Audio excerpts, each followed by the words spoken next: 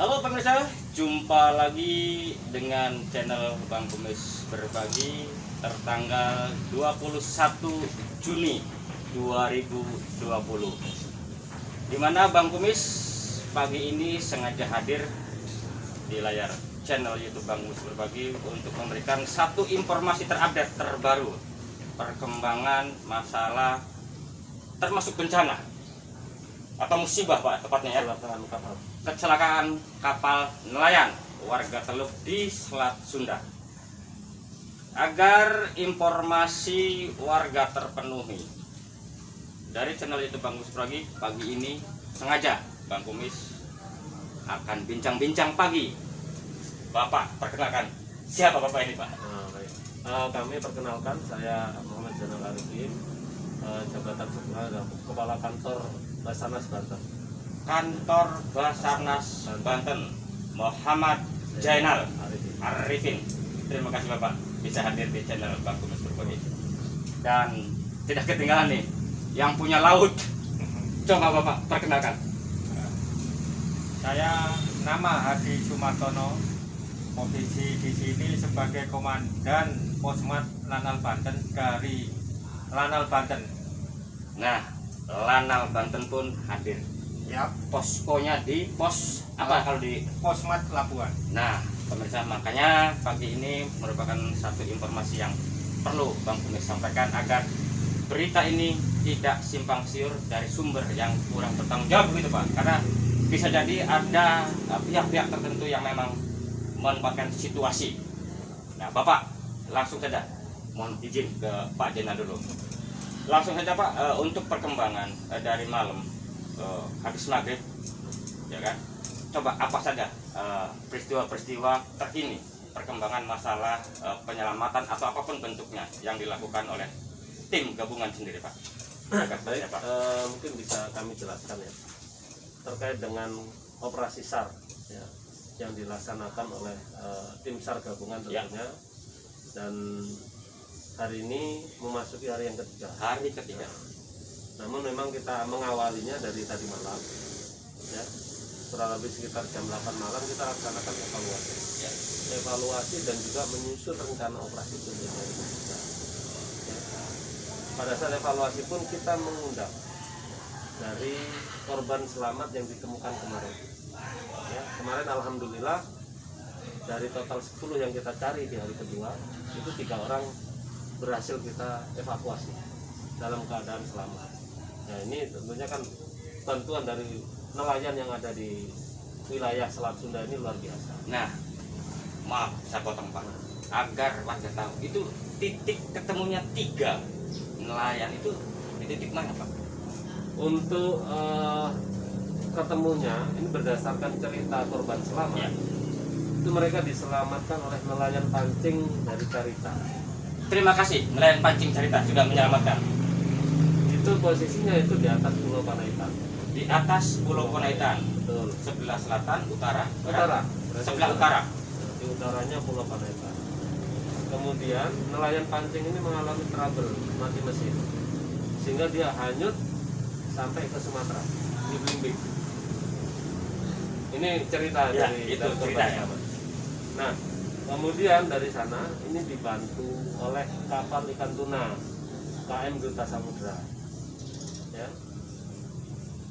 menarik kapal pancing tadi sampai ke Tanjung Ilalang ya.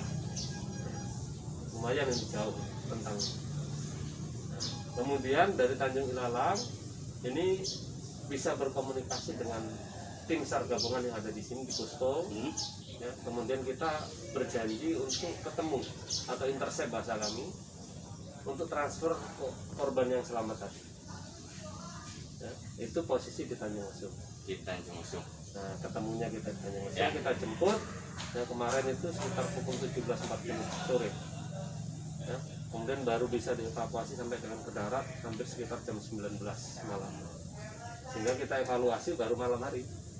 Nah, dari dasar evaluasi malam hari tadi malam kita evaluasi bersama dengan juga dari teman-teman angkatan laut, polisi, polair ya, terus kemudian dari unsur masyarakat dan nelayan juga. Betul. Ininya tim SAR yang ikut operasi SAR gabungan ini.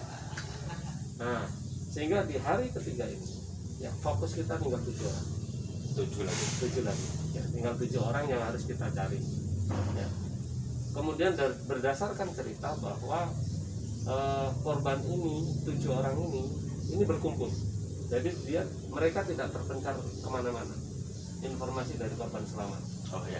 Dan yang ini dari 3 orang ini kan? dari 3 orang. Dan ini kemungkinan besar, ini kalau dari informasi Pengamatan itu ya. pengamatan itu bisa jadi ada di sekitaran Pulau Panaitan.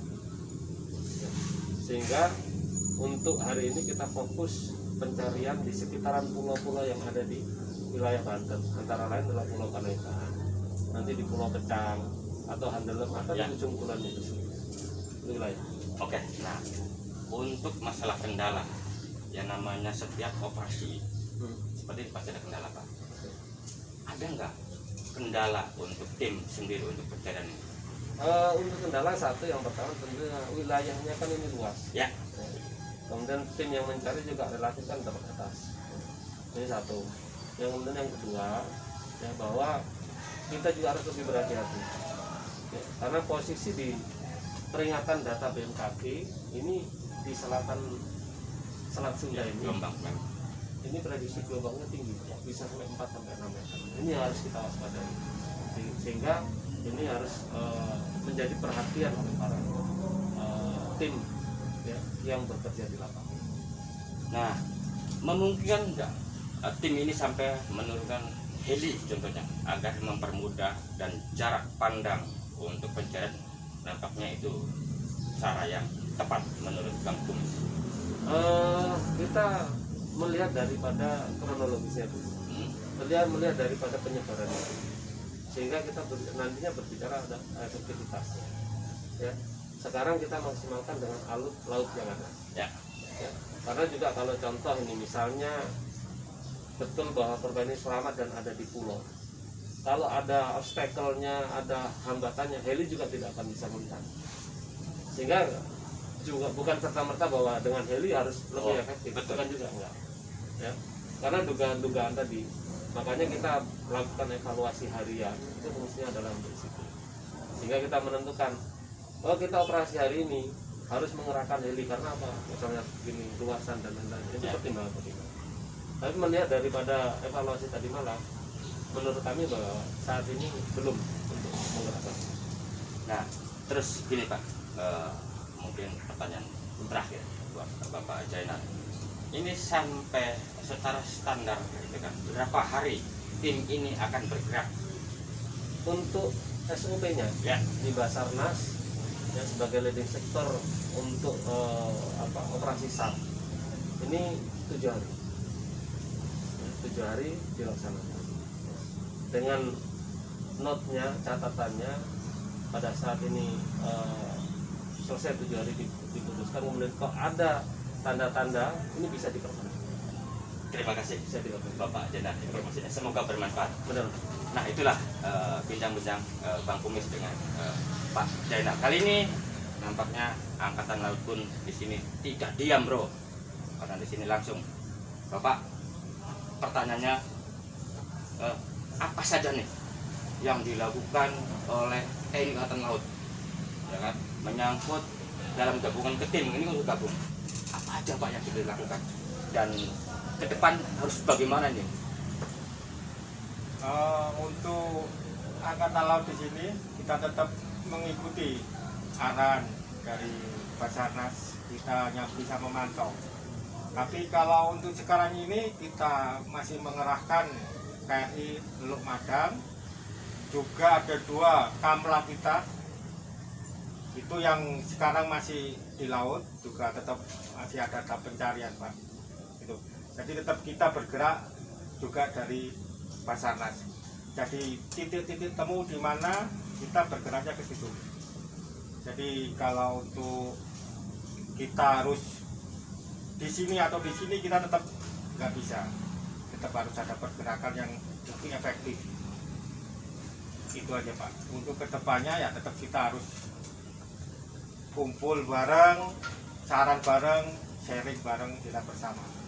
Itu aja yang bisa kita bantu untuk rekan-rekan kita untuk pencarian orang yang tenggelam ini di Laut Selat Sunda ini, Pak. Oke, terima kasih. Nah, nampaknya pemirsa, satu bincang-bincang pagi singkat, tapi mudah-mudahan Bang Kumis akan selalu update bersama Basarnas, salah satu jendela informasi resmi, ya kan Pak ya? Oke, terima kasih Terima Bapak kasih. Ya. atas waktunya. Terima kasih Pak Hadi. Siap. Semoga sukses dan selamat. Yes, yes. Siap. Bareng. Mengemparkan kepada Banten baru sekalian atas satu kecelakaan Sunda. Nampaknya pagi ini Bang Kumis sangat spesial banget